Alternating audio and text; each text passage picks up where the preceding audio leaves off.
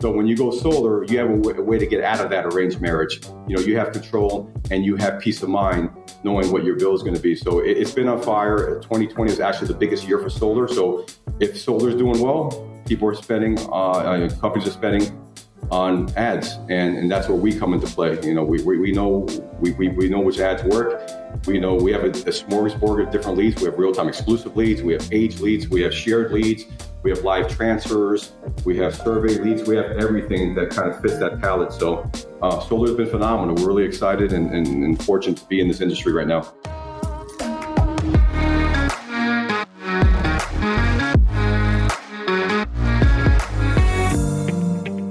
On this episode of the Rich Ad Poor Ad podcast, we have David, president over at SolarDirect Marketing.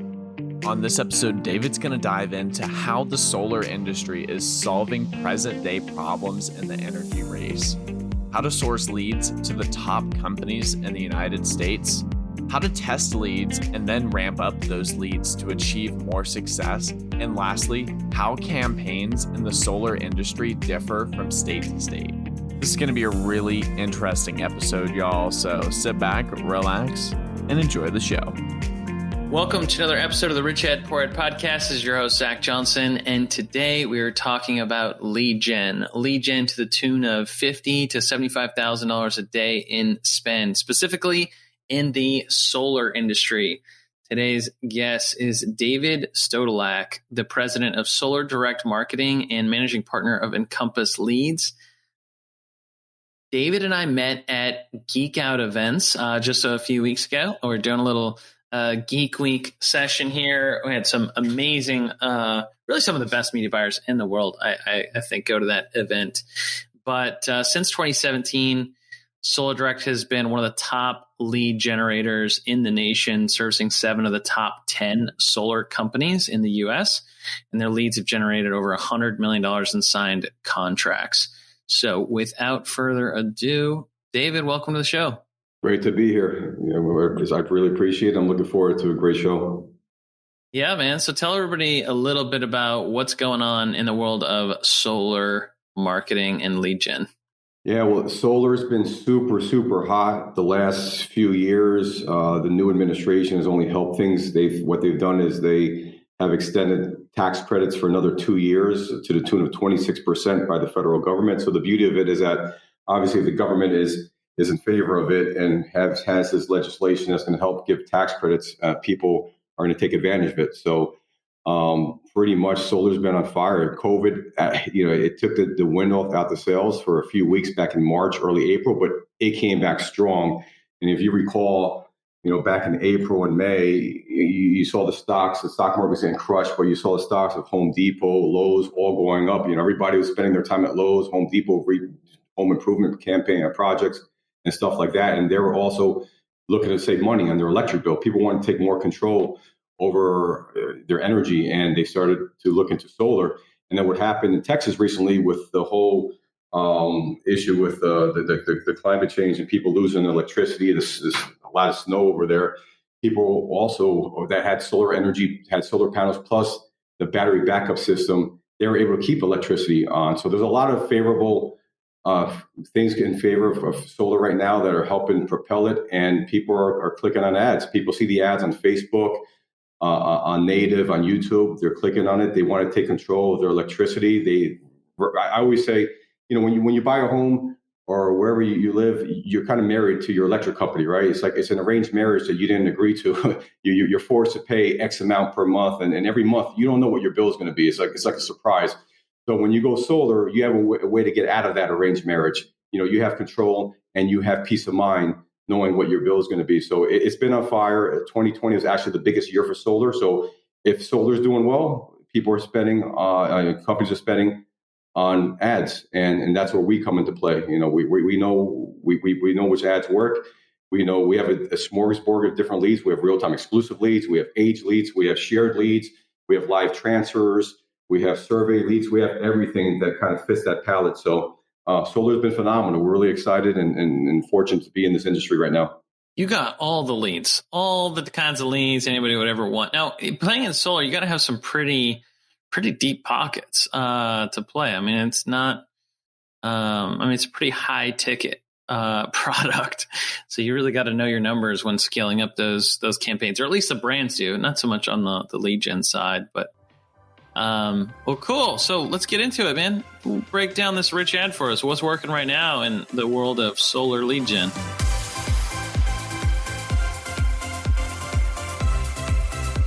What's working right now, and a lot of it has to do with the times, and I think what happened in Texas has really put a bright spotlight on this, because we know it's like every few months something's going around somewhere in the world or somewhere in the country where things get disrupted in terms of people's lives. You know, and Texas never had a big snowstorm like that in decades, right? And all of a sudden, bam, it hits them and people are without electricity for a week. It was really a disaster, right? So what's working right now is our ads that show like Tesla power walls or some battery backup systems, like even Generacs. Those are working a lot. People are clicking on it. So when you talk, you don't even show the solar panels on those ads. You just talk about the savings you can get with solar, taking control, and also showing a picture of like a Tesla power wall. That's been getting a lot of attention recently, and it's been driving a lot of the leads. And then, you know, that changes. That's something that we toyed with 6 to 9 months ago, and it was doing so-so, but recently it's been doing really well. And I think it has a lot to do with what happened in Texas and that being in the media's attention recently. So you run this on all the different networks, or like how? What are the main networks that you can? No, it's mainly social right now, social media. We're doing some stuff on YouTube. YouTube's been hit or miss. It hasn't really worked that well. Our cost to generate leads like 10 times higher on YouTube, also because we just started. But we're learning as we go along. But most of the success has been attributed to Facebook and Instagram. Yeah, that's awesome, man.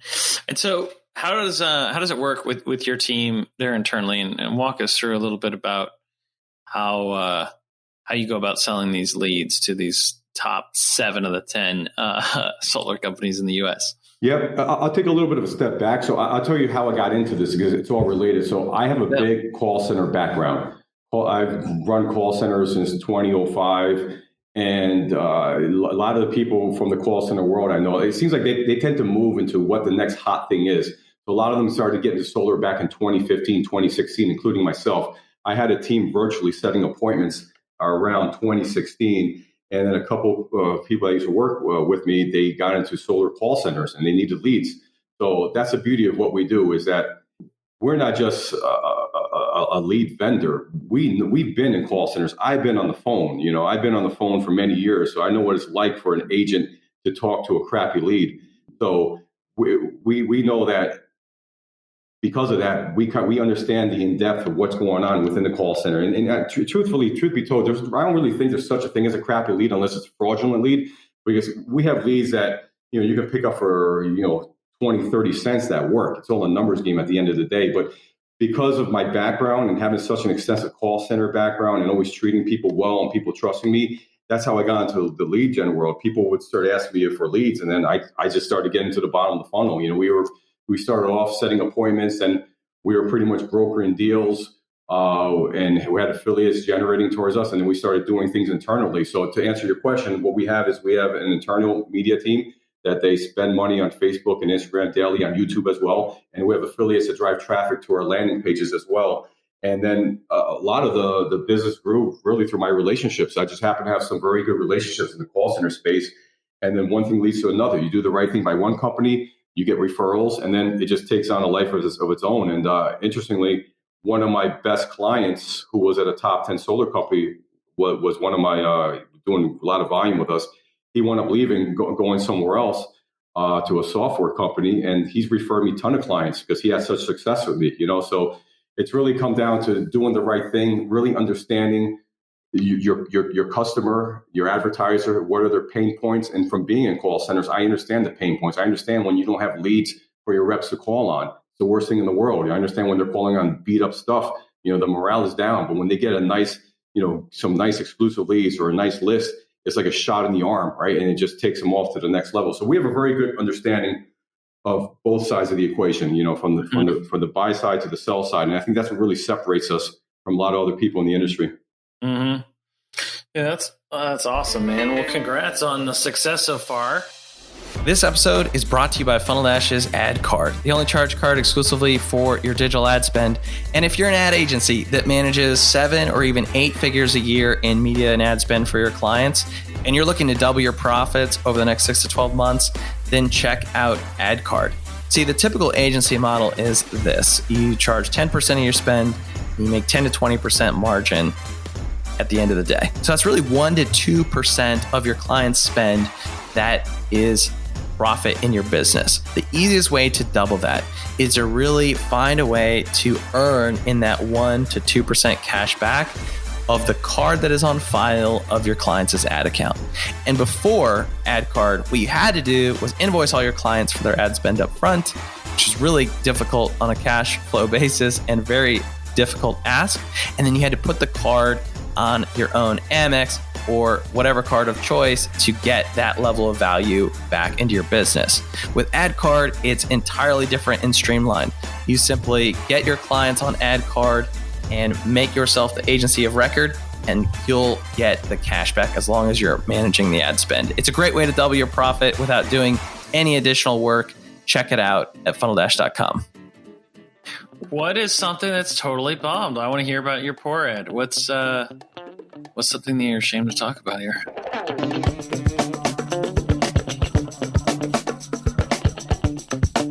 Well, yeah, it's really what it is. It's something that was more of the way we target it. So we target very broadly for solar.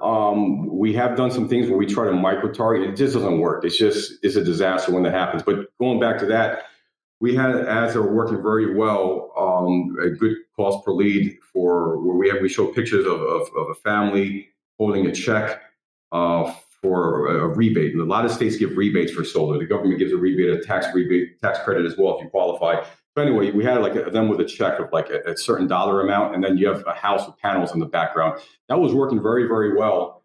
And then we were driving that to a landing page, and it was converting very, very well. And then all of a sudden, the cost went down in half. It was doing better than ever. So I'm like, let's ramp the heck out of this program, of this campaign. So it turned out the issue was that for some reason we were targeting renters. Facebook is good and bad. But it picked up that, hey, for some reason it thought it had to target renters. So half the people we were getting were renters, and then they weren't qualifying, and it screwed up our KPIs bad. I mean, we normally have anywhere from a 20 to 30% appointment set rate on our leads.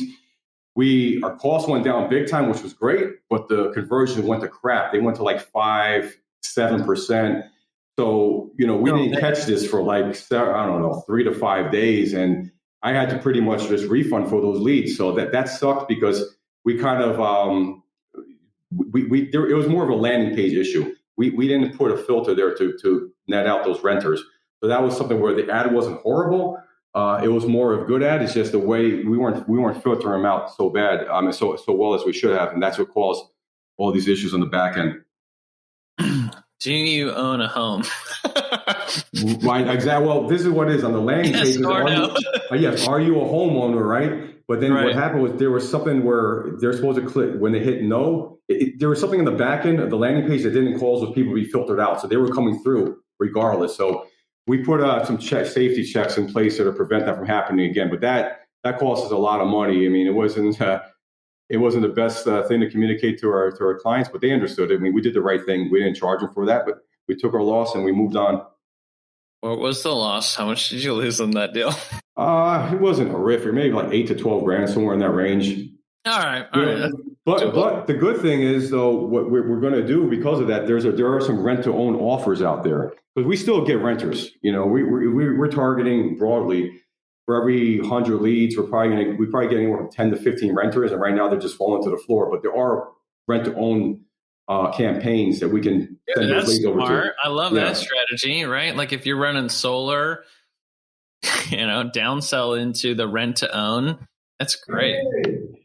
That's what I like about solar is that, think about it, when people buy a home or they're in a home, I think the last thing they're thinking about is solar. They're thinking about their windows, they're thinking about the roof, they're thinking about siding, flooring, home warranty. There's a lot of stuff they're thinking about. So that's one reason why we've been shifting the last 6 to 9 months. We've been doing a lot of more home services, window campaigns, and they're starting to work for us. So The bottom line is that solar is pretty much a niche. So if we figure out this niche pretty well, I think we can crush it. And something more meaty and bigger, encompassing than solar, something like Windows should be good. So we just started that a couple months ago, starting to gain some traction. And come April and May, I think we're going to ramp the heck out of that. Nice. So, pop quiz: do you know what Home Depot says the lifetime value is of a new homeowner in the first, I think, 2 years? Just Home Depot, their LTV. I feel like I knew this a while back. I mean, 75 to 100,000. 250,000. It's funny. That was the first number I thought about, but then I was like, we target a lot in some states where it's like the income level is a little bit lower, so that's why I went lower. But yeah, it makes sense. Yeah, I think there was another article I read. It was like 150,000, but yeah, that's a lot, right? That's like a serious LTV over the first couple of years. I love it. Okay, so on this show, we're all about blending the world of advertising and finance. And I'm curious, what are some financial principles that you use on every day, day-to-day operations for your business that's allowed you to spend the type of lead gen dollars you're able to spend? Yeah, well, what we do is whenever we start a new campaign, we put a certain amount of money that we're gonna spend to it. It's anywhere from, it could be $5 to $10,000. If it's something brand new, we start very small. We only do a couple $100s a day in certain states. The thing with solar is that solar is very fragmented. You can't really do a nationwide campaign. Every state has different restrictions, different incentives. So if we go to a brand new state, like we recently got into Minnesota a few months ago, never did Minnesota. So Minnesota, we're like, okay, let's start. I think we even start like at $50 a day. Let's start at $50 a day and see, what's the cost to generate this lead. Then let's go to 100. Then let's go to 200. Right. So we ramp gradually. We add on a new affiliate that we haven't worked with before. We'll maybe cap them at $5,000 spend, over a week.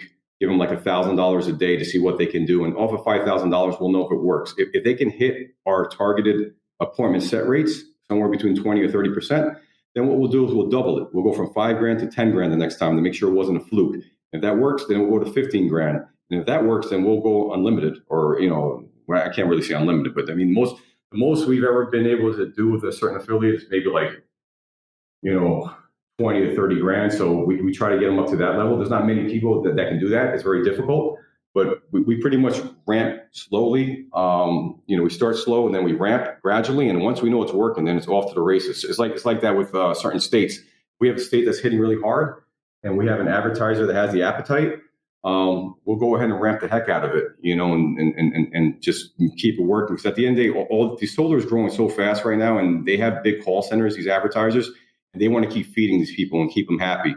So at the end of the day, it's like the more money they make, it's really more money, more problems, right? More money, more lead problems. It's so true. It's like, but it's a good thing because then if you're their solution, then they're gonna grow with you, right? And we've been very fortunate to help grow a lot of these big solar companies. So we test small, then we go along, we raise caps, and then if it works well, then it's like off to the races. We try to take it on as much as we can, but we keep an eye on it because you do have these little blips where you might be doing 20 or 30% set rates, and all of a sudden it goes to 12 or 15%. So you got to just keep your eyes on that, because if not, you get carried out pretty fast.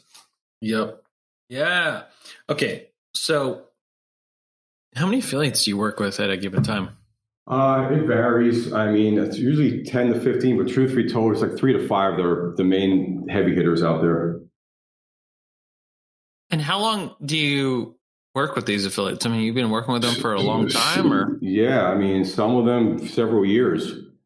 And we have one that we just came on board about 7-8 months ago, and they're crushing it with us. So we have some that have been for years, some that are more recent, and we're always testing. I mean, we always got to test new sources out and see what they can do. But yeah, we try to do the right thing by them too, in the sense of that most of the time they work with networks that pay on net 30, net 14. We pay net 7, and we pay fast. They send us an invoice, we pay that same day or within 24 hours. So they like that. And they have, they talk with our team. They could reach me whenever. I mean, it's a partnership is what I look at it as. That they're part of our team, so we do the right thing. That we treat them as well as we treat our advertisers, because at the end of the day, we couldn't service our advertiser, hit them with the volume we can if it wasn't for, these affiliates. Yep. Dude, I love that business. It's a nice little pocket. 3 to 5 affiliates, got your advertisers. Oh, that's awesome. So the only other person I know that's done solar, that has a background in call centers, is James Van Elswick of Geek Out. So, like, what is there like history there with you guys? Did you get it or like what's the backstory? James is man. We've known each other for almost a decade, and we started to ramp up together probably like in 2016. But yeah, I was in solar. I started SolarDirect marketing late 2015, early 2016, and then we reconnected. And he was doing solar pretty heavy. So we just partnered on some deals, and we started to ramp up volume. And we were doing, there were some big months. I can't remember. I mean, there were some 7-figure months for sure in terms of total, amount of leads generated. But he was, that's why I went to Geek Out. He's been such a big, influential force in my life, and really taught me the ropes when it comes to lead gen. So he's someone, man, I take my hat off to any time. And what he's done with Geek Out has been amazing. I mean, that show was phenomenal, and I'm definitely going to attend as many of those as I can, because I'm someone who's always looking to get an edge, and being at the Geek Out and the circle that he's kind of created is just an amazing circle of people that are like next level thinkers. So James definitely helped teach me the ropes, and I look at him as more as a mentor figure. Dude, that's awesome, man. Shout out to James if you're out there somewhere. I love it. Well, David, thank you so much for being on this podcast. You've been an amazing guest. Thanks so much for opening up the doors and giving us some insight into your business. Tell everybody how we can support you and what you're up to next. Yeah, so you could catch me, David, at SolarDirectMarketing.com, and Instagram, David Stodolak. And yeah, just, people, affiliates that know what they're doing, and they want to, be part of a team that treats them right and send them our way. We'll be more than glad to work with them. Also looking to ramp up the home services space. We're catching steam there. And we're looking into some stuff with crypto as well. We have some opportunities there. I have a partner of mine that has a lot of, involvement in crypto, and we're looking to see what we can do. I have a big call center background, so I'm trying to marry the two. So we'll see. Yeah, no, that's awesome, man. Well, I appreciate it. Thank you so much. I appreciate it, Zach. Thank you for having me on. Thanks so much for listening to another episode of the Rich Ad Poor Ad podcast. If you're like me and listen to podcasts on the go ahead and subscribe on Apple Podcasts, Spotify, YouTube, and richadpoorad.com/podcast. And if you absolutely love the show, go ahead and leave a review and a comment, share with a friend. If you do, take a copy, screenshot of it, email me, Zach@funneldash.com, show me you left a review, and I'll give you a free copy of the Rich Ad Poor Ad book. To learn more about the book, go to richadpoorad.com. To leave a review, go to richadpoorad.com/review. Thanks again.